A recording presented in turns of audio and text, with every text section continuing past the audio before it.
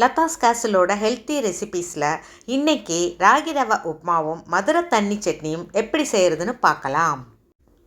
ஒரு பேனை சூடு பண்ணிவிட்டு அதில் 1 கப் வெள்ளை ரவையை போட்டு நல்லா ஃப்ரை பண்ணுங்கள். இப்போ 1 கப் ராகி மாவை போட்டு அதையும் நல்லா சேர்த்து ஃப்ரை பண்ணுங்கள். இந்த ராகி மாவு வாசம் வர்ற வரைக்கும் ஃப்ரை பண்ணுங்கள்.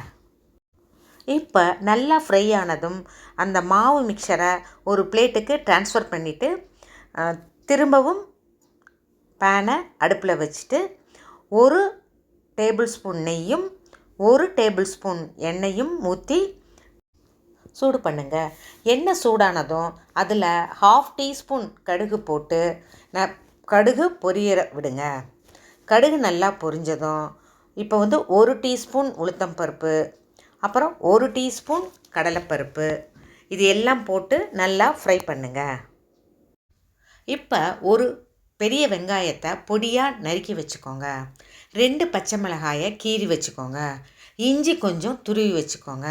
கருவேப்பிலையை வாஷ் பண்ணி ரெடி பண்ணி வச்சுக்கோங்க. இப்போ இந்த பருப்பெல்லாம் நல்லா ப்ரௌன் ஆன அப்புறம் வெங்காயத்தை போட்டு வதக்கிட்டு கருவேப்பிலையை போட்டு நல்லா ஃப்ரை பண்ணுங்கள். இப்போ இஞ்சி பச்சை மிளகாயை போட்டு ஃப்ரை பண்ணுங்கள். வெங்காயம் நல்லா வதங்கினதும் இதில் 3.5 கப்பு தண்ணி ஊற்றுங்க.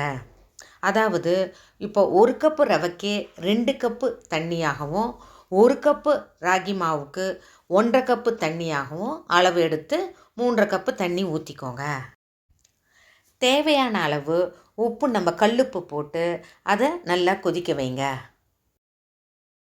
இப்போ அடுப்பை சிம்மில் வச்சுட்டு நம்ம ராகி மாவோடு சேர்ந்த ரவையை கொஞ்சம் கொஞ்சமாக போட்டு கிளறிட்டே இருங்க.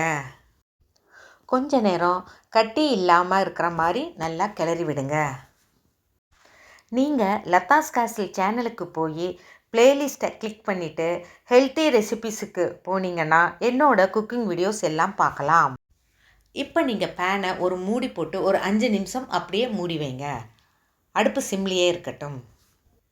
இப்போ நல்லா கிளறி விட்டுட்டு திரும்ப மூடி போட்டு ஒரு 5 நிமிஷம் வரைக்கும் அப்படியே மூடி வைங்க. இப்போ நல்லா கிளறி விட்டோம்னா நமக்கு ராகி ரவா உப்புமா ரெடி. இப்போ ஹெல்த்தியான ராகி ரவா உப்புமா ரெடி. இதுக்கு மதுரை தண்ணி சட்னி செஞ்சு அது தொட்டு சாப்பிட்டா ரொம்ப சுவையாக இருக்கும். இப்போ நம்ம மதுரை தண்ணி சட்னி எப்படி செய்கிறதுன்னு பார்க்கலாம். இதுக்கு கடாய் அடுப்பில் வச்சு சூடு பண்ணி அதில் 1 ஸ்பூன் எண்ணெயை ஊற்றிட்டு அப்புறமா ஒரு பெரிய வெங்காயம், பொடியாக நறுக்கின பெரிய வெங்காயம், 5-6 பூண்டு பல், 2 பச்சை மிளகாய், கருவேப்பிலை கொஞ்சம், இதெல்லாம் போட்டு நல்லா ஃப்ரை பண்ணுங்க.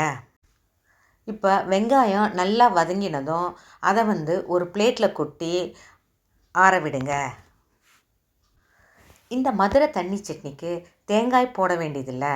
வேணும்னா 1 ஸ்பூன் துருவின தேங்காய் போட்டுக்கலாம். இப்போ இந்த பிளேட்டில் போட்டு ஆற வச்சதை ஒரு மிக்ஸி ஜாரில் இதையெல்லாம் போட்டுட்டு கூடவே 3 டேபிள் ஸ்பூன் இல்லைன்னா 4 டேபிள் ஸ்பூன் பொட்டுக்கடலை அது போட்டுக்கோங்க.